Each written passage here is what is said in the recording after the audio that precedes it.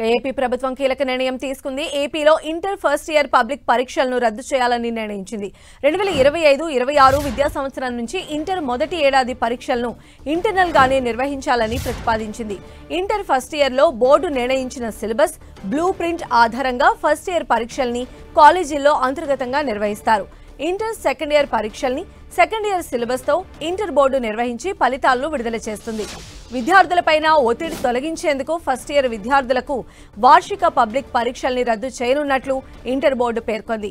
Intermediate first year పరీక్షల్ని తొలగిస్తే మొదటి ఏడాది సిలబస్ లో కీలక అంశాలపై పట్టు సాధించడంతో పాటు వాటి ఆధారంగా రెండో ఏడాది సబ్జెక్టులపై పట్టు సాధించడంతో నీట్, జేఈఈ పరీక్షల్లో విజయం సాధించడానికి వీలవుతుందని ఇంటర్ బోర్డు భావిస్తోంది.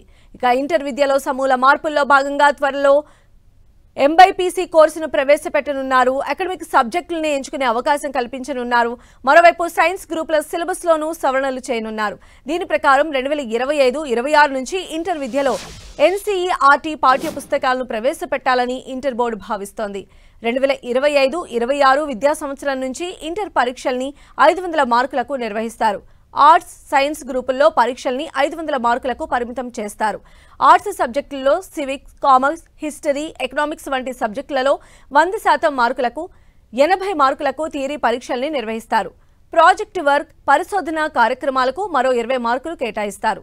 ప్రతి కోర్సుకు గరిష్టంగా 500 మార్కులకు పరీక్షలు జరుగుతాయి. ఎంపీసీ గ్రూప్లో 380 మార్కులకు థియరీ పరీక్షలు, 120 మార్కులకు ఇంటర్నల్ పరీక్షలకు కేటాయిస్తారు. ఎంపీసీ గ్రూప్లో ఇంగ్లీష్కు మెయిన్ మార్కులు 80తో పాటు 20 ఇంటర్నల్ మార్కులు ఉంటాయి. సెలెక్ట్ చేసుకున్న భాషకు మెయిన్ మార్కులు 80తో పాటు 20 ఇంటర్నల్ మార్కులు, గణితం లేదా జీవశాస్త్రంకు మెయిన్ మార్కులు 80తో పాటు 20 ఇంటర్నల్ మార్కులు, భౌతిక శాస్త్రానికి 70 మెయిన్ మార్కులతో పాటు 30 ఇంటర్నల్ మార్కులు ఉంటాయి. రసాయన శాస్త్రానికి 70 మెయిన్ మార్కులతో పాటు 30 ప్రాక్టికల్ మార్కులు కేటాయిస్తారు. ప్రతి సబ్జెక్టులో ప్రాక్టికల్ తప్పనిసరి చేశారు. మొత్తం పరీక్షల్లో థియరీకి ఎంపీసీలో 380 మార్కులు, ప్రాక్టికల్కు 120 మార్కులు ఉంటాయి. ఇక బైపీసీ గ్రూప్లో 370 మార్కులు థియరీ పరీక్షలకు, 130 మార్కులను ప్రాక్టికల్ పరీక్షలకు కేటాయిస్తారు.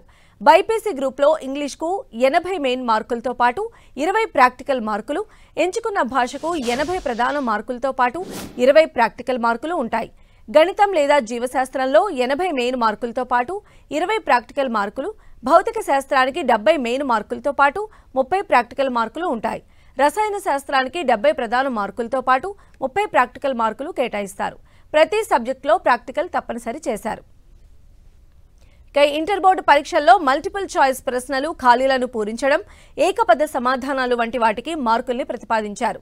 వ్యాసరూప ప్రశ్నలకు 8 మార్కులకు బదులు 5 లేదా 6 మార్కులు కేటాయించాలని భావిస్తున్నారు. ఇంటర్ బోర్డు ప్రతిపాదించిన సంస్కరణలపైన సలహాలు, సూచనల్ని 2025 జనవరి 26 లోపు ఇంటర్ బోర్డుకు తెలియాల్సి ఉందని తెలిపారు. సామాన్య ప్రజలు, విద్యార్థుల తల్లిదండ్రులు, విద్యార్థులు, విద్యావేత్తలు సూచనలు చేయాల్సిందిగా ఇంటర్ బోర్డు కార్యదర్శి కృతికా శుక్లా కోరారు.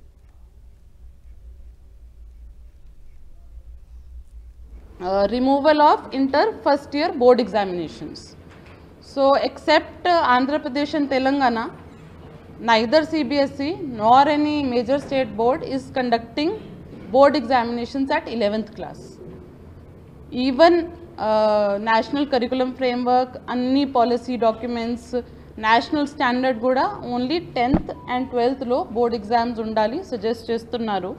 Endukante it will reduce exam stress, pressure tagutundi, competitive exams ki time dorkutundi.